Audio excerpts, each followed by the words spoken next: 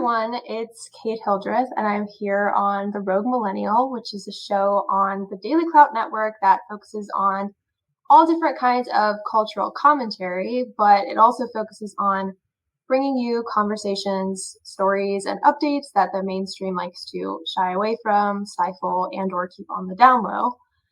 And I'm online today with a special guest, full disclosure, my brother, Diego Melgoza. Welcome, Diego. Thank you. Glad to be here.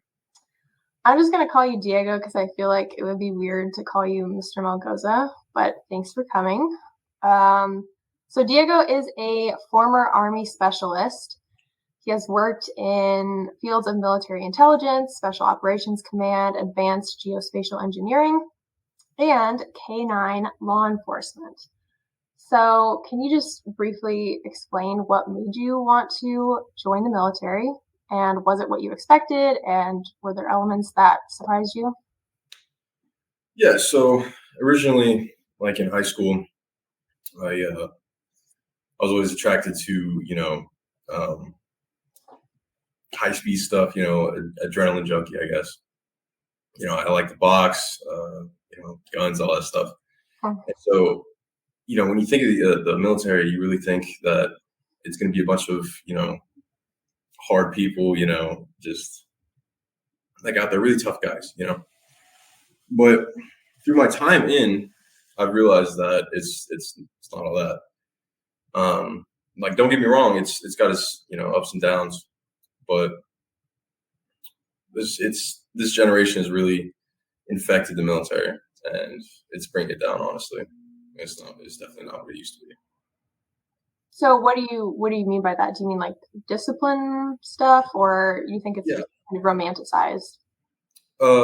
Both, actually. The public definitely views the military as something a lot tougher than it really is. Discipline in the Army has gone down a lot. Their standards in leaders has gone down a lot. And I believe, the next generation of the military, and even in the starting new generation of the military, people becoming NCOs right now and being in charge of new soldiers have really affected their productivity and overall outcome of what kind of soldiers are being made today. What do you think is the cause of that kind of decreased level of, high standard that used to be? Well, I mean, it comes down to, people are getting softer,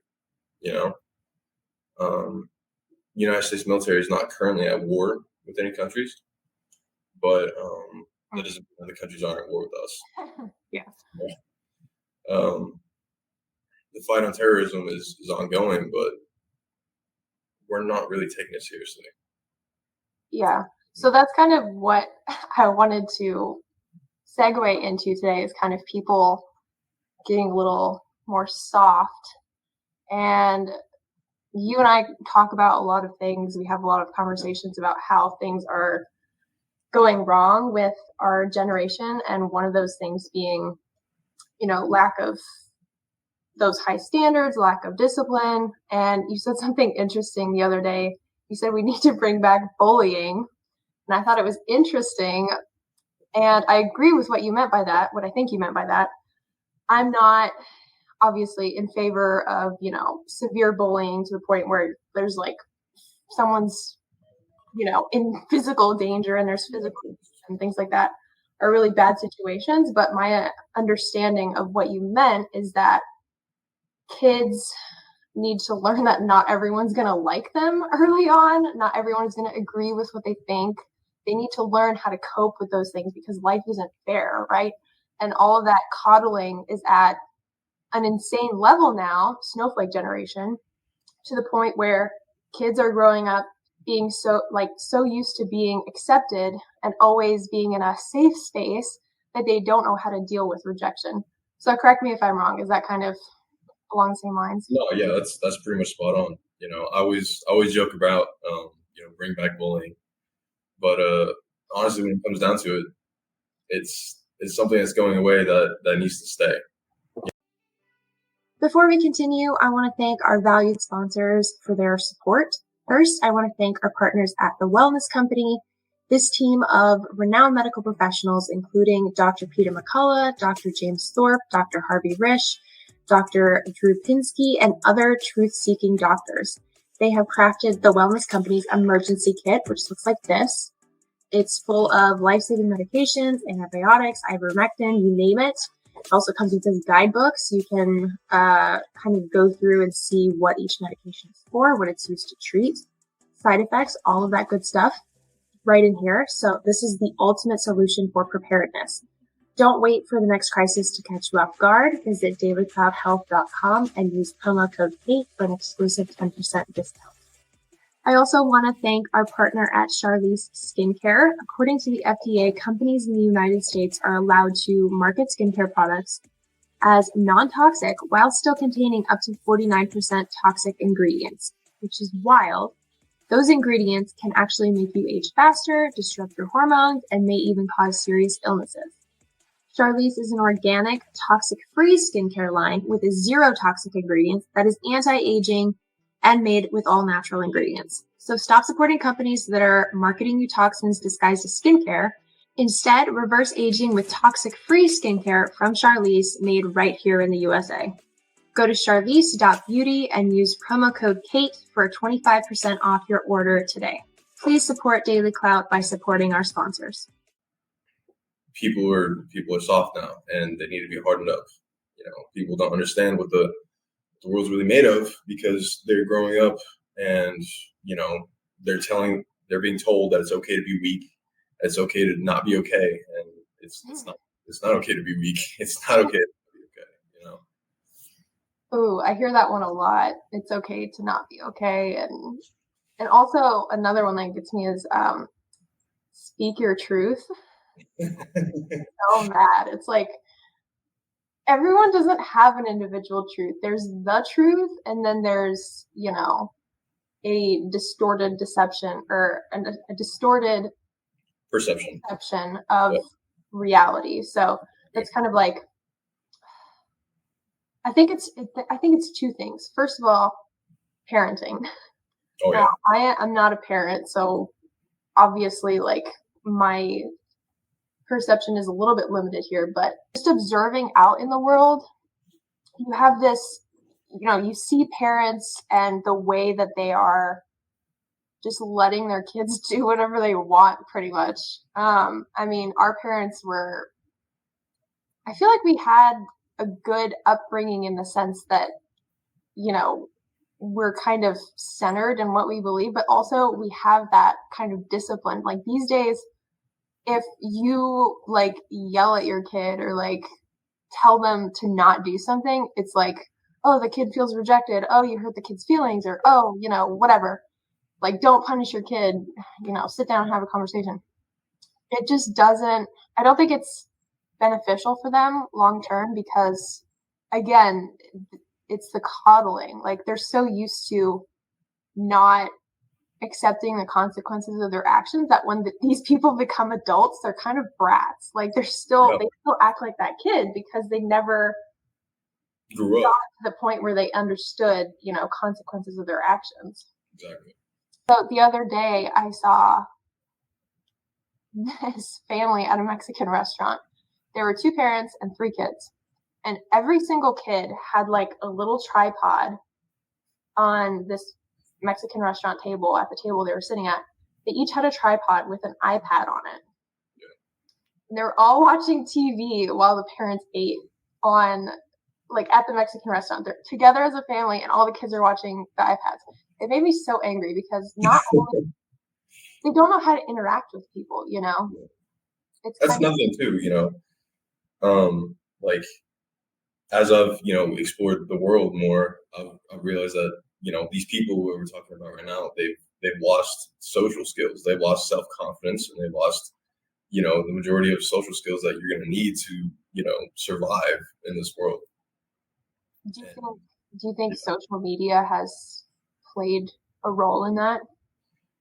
Well, there's pros and cons of social media, like social media like this, the Daily Clout, it's going to allow for people to understand, more about social skills and social interaction and stuff like that. But at the same time, you can't hide behind screens when, you don't feel comfortable in person, Yeah, I think there's a lack of not just social skills, but like the ability to have a discussion just in general. Like not necessarily talking about, making friends or things like that, but having a productive discussion about beliefs or, just disagreements. Being able to disagree with someone, I think, is a big thing. Yeah. The whole term agree to disagree is just agree to or even just like some people don't even say that, and this is specifically people on the left. I will single you out, people on the left, because literally there are so many conservatives and people who want to debate people on the left about different issues, and people on the left won't do it. Like, they just can't deal with someone having a different opinion. Like, for instance, the whole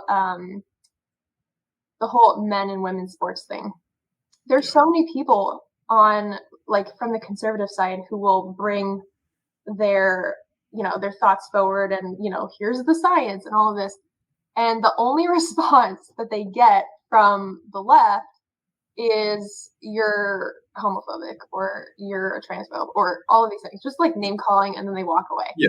It's like, that's not productive, So I was actually just watching an interview earlier today with Joe Rogan. Oh yeah.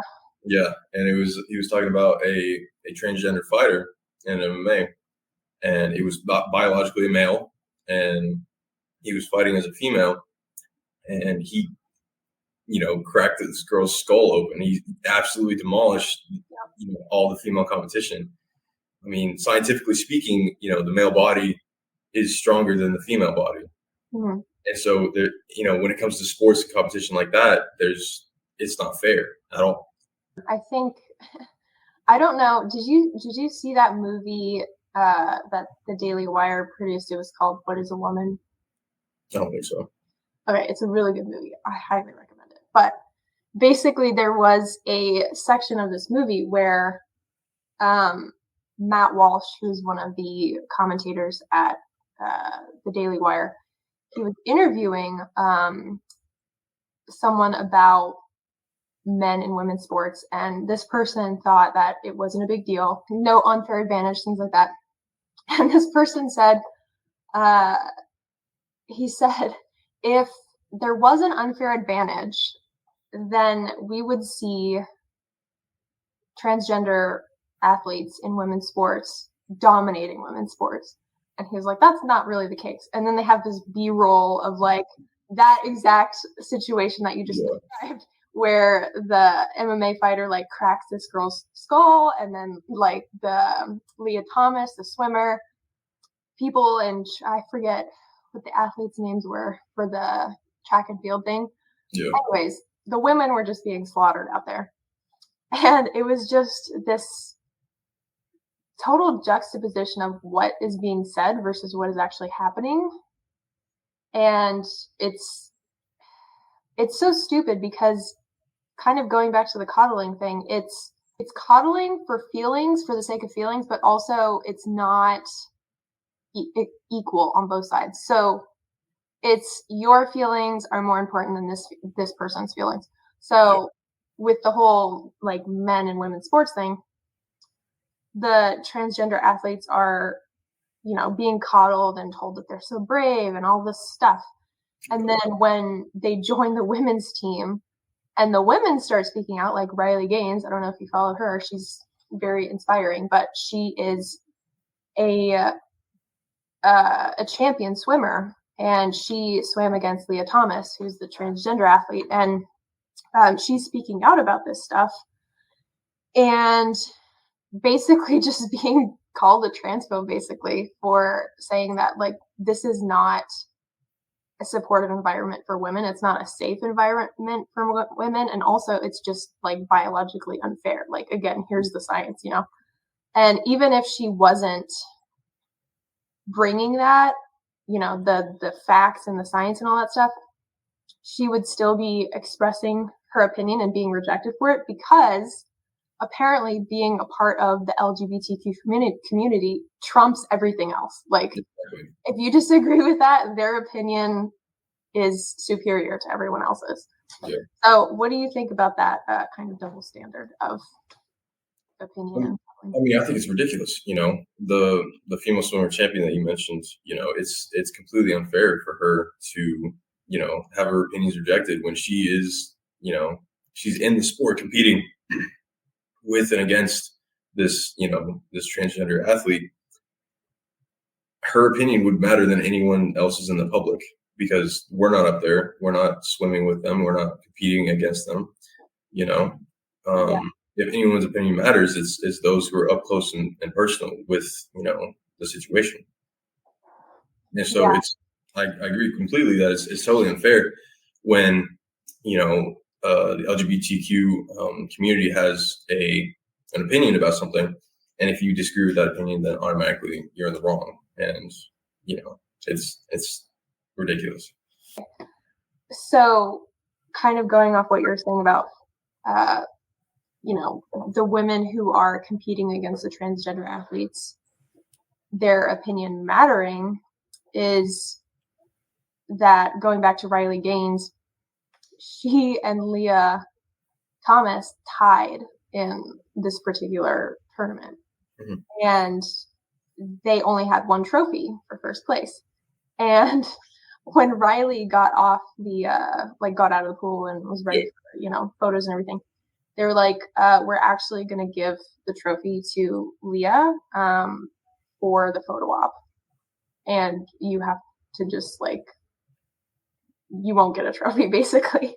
And it was it's so insulting. And also, I'm wondering where, I don't know what you think about this, but I don't know where all of the feminists are, because the feminists worked really hard to even get women's sports, because we didn't have sports for a long time. It was men's sports, and then because there is a biological advantage, women couldn't play sports. And so now, and then women got their own league, and that was a huge thing. And with transgender athletes now, kind of a slippery slope, because for instance, I saw a volleyball game the other day, and all of the athletes, the women's team, there were 3 women on the bench, and the 5 women on the court were all biological men who identified as women. It's basically like the Lady Ballers movie, which is another Daily Wire movie, where the whole team is biological men, and obviously they slaughter all the women, because that's the point of having men and women's sports, because there's different ability levels. So with, allowing transgender athletes to compete in women's sports, there's not going to be women's sports anymore. Young girls aren't going to be able to play, because men are going to be in both categories. It's 2 kinds of men's sports. Why wouldn't they just make one sports if there's no biological advantage? What's the point of that? Well, actually, caveating after that, how do you feel about transgender biological males being put into female prisons? I think that's the most ridiculous thing I've ever heard. Yeah, because I just read an article the other day about how there was a biological male in a female prison, and it got 2 female inmates pregnant in the prison. Yeah, that is infuriating. I just can't believe we're at this point where this needs to be explained. Yeah. Their entire argument for allowing this is people's feelings. It's exactly. People's feelings are more important than someone else's safety, which is not even at the same level. I'm pretty sure safety goes above feelings in all categories. So it's not only is it sexist, but also you don't see that happening the other way around either. So you won't see transgender men being put in men's prisons or transgender men dominating men's sports, because it doesn't work that way. Yeah. And also, that's the same thing for the bathroom situation, right? Yeah. Like, I don't care if you're an adult. I don't care what your self-perception of yourself is, but the minute that puts someone else in physical danger, or like the minute that crosses the line into someone's personal boundaries, particularly women in this situation, that's not acceptable at all, right? We're talking about biological boundaries, not your self-perception. There's a huge difference, I think, physical reality versus self-perception. And this all goes back to, how when you make an opinion that opposes the LGBTQ community, it goes back to cancel culture. You get canceled or, called a bigot and stuff like that. That's why, people aren't speaking out about these things, just because they're scared of, the public's view of them and, what they'll be labeled as, Or in our case, deplatformed and kicked off of YouTube for medical misinformation or violating community guidelines. So continuing on what you just brought up, what else, Diego? What is related to that you're also seeing with our generation, not just LGBTQ, but just in general? I think it's not even the kids that are being influenced by these days. It's some of the adults too, which is honestly kind of scary. It's changing how they act in the world. It's changing how they represent themselves. So like before everything like this was trendy, I guess, the whole LGBTQ community was all big. A lot of people that weren't publicly, homosexual or transgender or, anything in the realm of that, they were, just like any other person, just doing their thing, and they kept that part of themselves private. Now, with this whole thing, becoming more publicly open, it is allowed for people to put their own personal preferences and views and beliefs and likes and dislikes into the world and push their opinions on everyone who sees or listens. Yeah, I think that's a huge deal, especially if we are talking about young kids, especially. Right now, I think that's becoming more and more prominent because we're seeing kids who, for example, if you have a boy who expresses interest in like a doll or something, instead of the traditional trucks or whatever kind of other traditionally masculine toys. Yeah.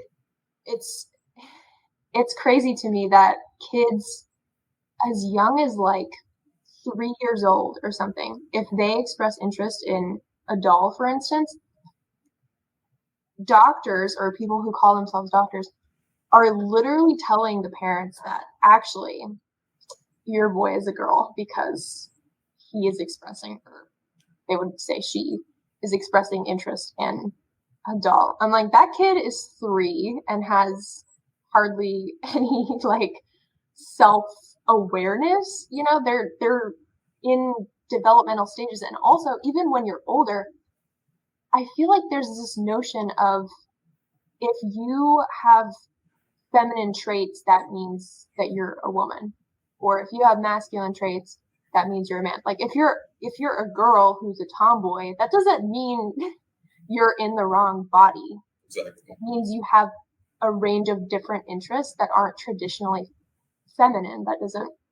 Yeah. I think it's blown out of proportion a lot, and it's especially dangerous with kids because parents are falling for this. Like you said, it's bleeding into the adults. But the other side of that is so scary is that, so there's a story where basically this couple is divorced, I believe, and they have a daughter, and the daughter decided, I don't know how old she is, she's a minor. The daughter decided that she wanted to identify as a boy, and the mother was encouraging this and saying that, surgery would be good and all of this kind of thing. The dad was very against it. But these days, the court always rules in favor of, what do they call it? Gender affirmation. Yeah. So basically she's going to get a surgical procedure because her mom's encouraging it and her doctors are supposedly encouraging this as well. And the dad just gets, your opinion as a parent doesn't matter. You have no rights, essentially. And also this is the case for if both parents disagree, like a kid who's having a self kind of crisis and doesn't know who they are, which is pretty much an experience of everyone in middle school ever, figure out who they are.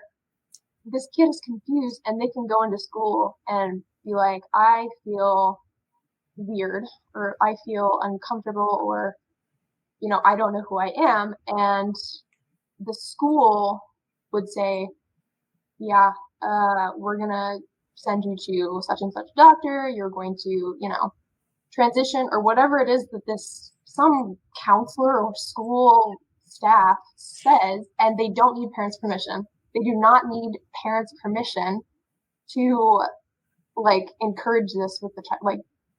Parents' rights don't matter at all. This kid could be in middle school. Yeah. And if they're having a bad day, they could, sign up for a surgical procedure that would change the rest of their life. Yeah, exactly. And it's just kind of terrifying. Back to snowflake generation stuff. What do you think is a good solution for those problems that are kind of all over the place now that we're seeing? Well, like I said before, bringing back bullying, it's a selection of the modern age. Kids need to understand the world, and the world isn't, even though people are trying to make it out to be a nice, supportive environment, it's not. And, kids these days don't understand that, but they should. I think, not extreme bullying, but, low degrees, just to make the children self-aware that not everything's good in the world is healthy in a way. The world doesn't revolve around them. Exactly. People need to understand confrontation at a very young age, because if they don't understand it, never experienced it, don't know what to do in that situation when they grow older, what happens if you there's a home invader, what happens if you get mugged, what happens if, you get in a fight with your boss at work, maybe even a disagreement with, your spouse, they wouldn't be able to handle it. Right. And those are everyday kind of exactly things. I mean, maybe not like getting mugged, but still it's the same idea that you need to understand conflict resolution and how to handle situations maturely and expect that there's going to be disagreements, because there always will be in every area of life. Work, like you said, if you disagree with your boss, maybe a productive thing to do would not be to go into the corner and cry about it or file a harassment claim at HR because your boss disagrees with you, or whatever it is. I think people blow things out of proportion these days, and they tend to think of every difference of opinion as an attack. Yeah, so you mentioned, kids learning how to deal with disagreements and things like that from a young age. Was there a situation that you experienced, perhaps at a young age, that kind of opened your eyes? Maybe not at the time, maybe at the time it was a challenge for you, but looking back, you think was kind of helpful in the sense that it helped shape your mature character? Well, like you said before, our parents were uh, better at disciplining us than other parents nowadays. And I think that helped me a lot in school because kids were easy on me. Hmm. I was an outsider for a long time. Being homeschooled to the fourth grade, it was hard for me to learn social skills, to make friends, and yeah, I was bullied a little bit. Even some racial stuff in there, and I think our parental upbringing helped with that a lot, and just my observation through you know throughout my years in school and any other social interaction really helped me understand how to cope with confrontations like that and deal with it in a professional and productive manner. So at what point do you think that you kind of started to shift from like the early perspective of maybe, you know, oh, I'm being bullied, or oh, people are mean to me, this kind of victim mentality that I think is starting off, the first time you're exposed to bullying, you're like, what's happening? I mean, Um, yeah, when was the point where you think you started to realize, like, okay, I have a better way of dealing with this now that's more productive? I never really had a victim mentality per se. I understood why they treated me differently. It was because I was different. Mm. Um, you know, and so just understanding why people do what they do, and it helps a lot. But like really, when I started to become more of a social animal and really making a lot more friends was it took me a couple years, probably about sixth, seventh grade. I became more popular. I had a lot more friends, and it took me a little bit to catch on, but eventually I got there, and now I got friends all over the world. So trial and error, and I mean, adapt and overcome. So yeah, at first I didn't have a lot of social skills. I used to watch how people acted around other people, and I would I would mimic those their body language. I did that too. The amount of eye contact they had, the occasional smile, stuff like that, and eventually, through studying that, I got to talk to people, I guess. Hmm. That's really interesting, actually. So you're kind of a people watcher, Yeah, I guess so. Yeah. but you wanna take the good things that you see and not the annoying things, which is kind of a trial and error thing too. Like, oh, maybe that's not. Oh no, I've always had a very broad opinion about what annoys me about people. Yeah. So Yeah. yeah, I'll make sure to stay stay on the good Nice. stuff. Okay. Well, thank you for joining. Of course. Where can people find you?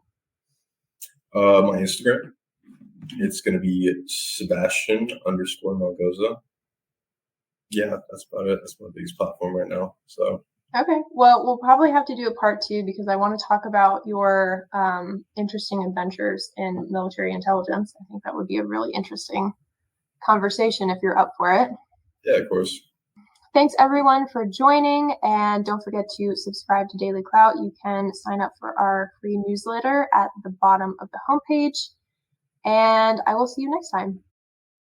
Hi everyone, I have an exciting little unboxing for you today. This is from Heaven's Harvest. So this is an heirloom vegetable seed kit. Comes in a box and it looks like this. So this is awesome because it's a variety pack. So this one's corn. There's also cucumber, leek, lettuce butter crunch. Interesting. Squash, tomato, turnips. I haven't really eaten turnips much, but I'm very excited to try them, especially homegrown. This is also really awesome because it comes with this breakdown of each pack that you get. So there's one for beet, and it says what variety it is. It says Detroit Dark Red. It has the weight, approximate seed count, depth for planting, the best spacing, space between rows, all the things you need to know if you're like me and you are helpless when it comes to growing anything.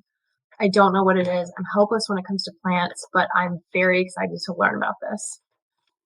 So the great thing about Heaven's Harvest is they have a variety of products, not just seeds. They have freeze-dried food kits, which have a 25-year shelf life.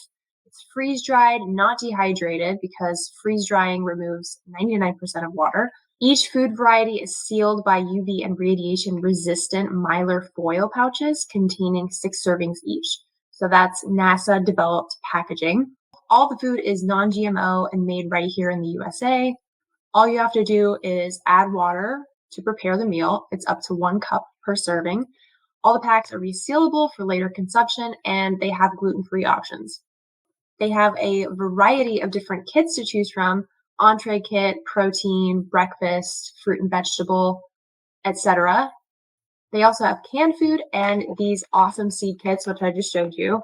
There's so much stuff in here. I can't wait to start planting once spring is here for sure. We've had some warmer days and then it gets cold again. So I'm waiting for spring to come to see what the best season, best timing to plant these are. Because honestly, produce is so expensive now and the quality is not great.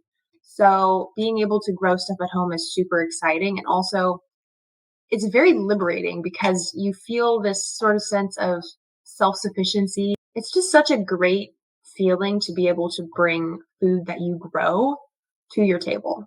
So this is one of the things that I love about Heaven's Harvest is that they have all of these different food options, seed kits, freeze-dried kits, all good things to prepare you for whatever might be coming this year and the following year. We all want to be as prepared as possible, and that means having a stock of food. So if you're ready to take charge and be prepared for whatever this year might bring, go to heavensharvest.com/Kate and use promo code Kate for 10% off. A special thank you to Heaven's Harvest and all of our viewers. I will see you next time. Hey everyone, it's Dr. Naomi Wolf, and I'm so happy to be joining you all on Locals. Please join us at DailyClout on Locals. Unbelievable news, opinion, liberty lifestyle, which is helpful videos and blogs about how to get off the grid, do things cheaper, more organically, more holistically. We also have open debate. We bring people who may not agree with each other to talk to each other, which is so rare these days, to have the real discussions that are censored online. We also have incredible coverage of freedom around the world.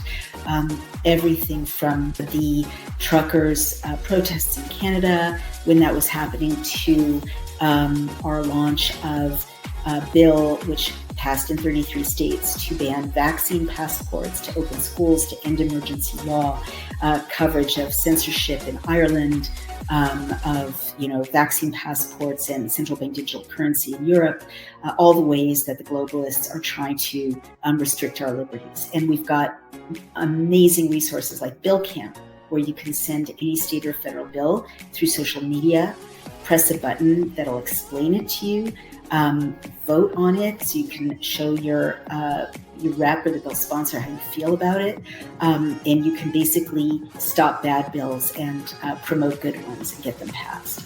And another amazing resource we've got is called Communities, which is a censorship-free, surveillance-free Facebook alternative. Again, that's Dr. Naomi Wolf. I'm CEO of DailyClout.